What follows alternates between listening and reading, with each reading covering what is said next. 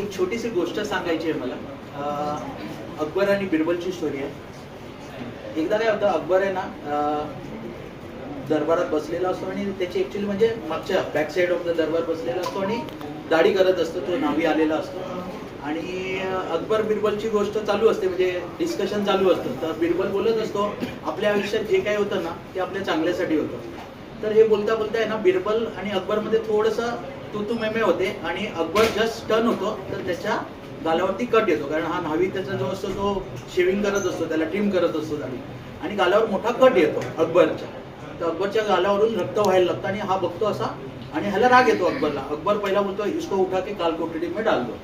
Okay, तर त्या न्हाव्याला टाकतं आणि हा मोर्चा वळवतो बिरबलकडे. बिरबल बोलतो की तू मुझे बता, अभी मेरे गाल पे इतना बड़ा कट हुआ, इसमें मेरा क्या अच्छा हुआ?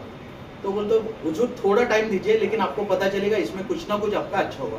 बोलतो ये पागल हो गया, इसको है ना उसके बाजू वाले काल कोठडी में डाल देना. ओके, तर त्याला पण बिरबलला पण टाकतात आणि अकबर सवयीप्रमाणे जातो शिकारीला आणि शिकारीला जाता जाता एकदम आतमध्ये जंगलात घुसतो.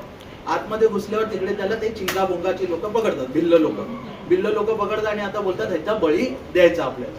बळी द्यायला नेतात. तर बळी दिल्या म्हणजे जेव्हा नेतात ना तर त्यांचा सरदार बघतो आणि बोलतो अरे यार हा बळी आपल्याला चालणार नाही. का? कारण हा वुंडेड आहे, त्याला जखम झाली आहे, हा बळी आपल्या देवाला चालणार नाही, सोडा आणि दुसरा पकडून आणा. तर त्याला सोडतात. तर जसा सोडतात ना अकबर बिचारा धावत येतो, कपडे बिपडे फाटतात, जंगलातून धावतो. आल्या पहिला बोलतो एक काम करा, त्या न्हाव्याला सोडा आणि बिरबलला माझ्या समोर घेऊन या.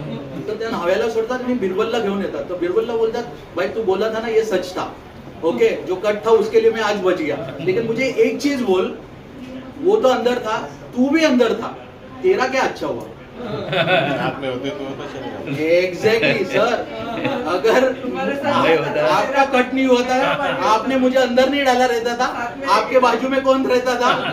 आप अगर वुंडेड हो तो बलि किसका बचता था?